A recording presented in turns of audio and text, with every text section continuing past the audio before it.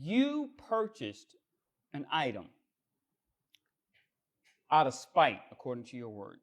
You had a choice to say, you know what? If that's how you feel about me, then I don't have the body for this. Here, you keep this, and I'll keep my money, and I'll go my separate way. But you didn't do that. What you did was that I'm going to buy it to spite her. And I don't understand how you spite somebody by giving them money. I'm confused on that part because they win once they have your money. I don't understand that, but I was just trying to say, you know what? Your opinion doesn't matter to me. It's my opinion. My opinion is the only opinion that matters. But then, because she fat shamed me, it was living in my brain. And I was thinking, if I put this you on, should have just walked out. You know, once somebody starts insulting you, you don't entertain them. You just walk away from the situation. I was just going to show her. I was like, and you were going to show her that I'm going to look good in this dress, even though she would never see you in that dress once you left the building. It doesn't make any sense. Now you've got this thing going on in your head, and she's not even there. She's living there rent-free in your head, but you can't let people get under your skin because of something like that. If you felt that she insulted you, you should have said, you know what?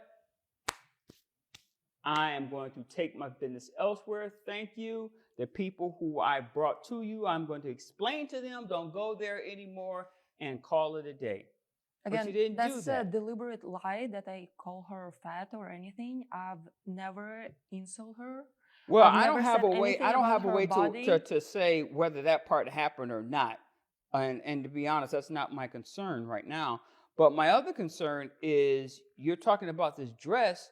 You violated their policy, a policy that, by your own admission, you knew existed. And you wanted them to put the policy aside to satisfy you, give you special interest.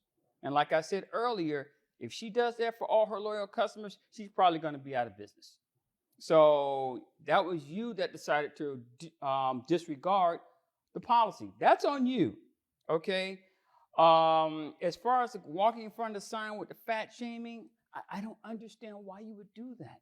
I just want to let everybody know, anybody that might be walking in there, what she's about. So your goal was to hurt her business because, and I see that the catalyst for this started because they wouldn't give you a refund on a dress. So this was your way of being... Well, I think she should. Vengeful. I don't know that it's necessarily vengeful. I am just trying to let other people know this is what she's about. This is what she does. You're being vengeful. And what's also leading me to believe that is because we're sitting in court over a $60 dress that you couldn't return because you violated the policy. We're in court over that. That's crazy. You know you messed up, and you still won't take responsibility for that. That's why we're here right now. I just think it's ridiculous that she can't take the dress back. You know what? If she had just given me the $60, or even, you know what? There's some places that charge a restocking fee. If she would have given you the $60, you wouldn't have been in front of that store with the fat shaming sign, correct? Right. Vengeance. That's why we're here. We don't do vengeance in this courtroom. We do justice in this courtroom. And that was not seeking justice. That was seeking retaliation because she didn't want to violate her own policy. That's selfishness. And this court does not reward selfish behavior. So your request for $75,000 is not going to be granted. And this case is going to be dismissed. Ladies, you have a nice day. Thank you.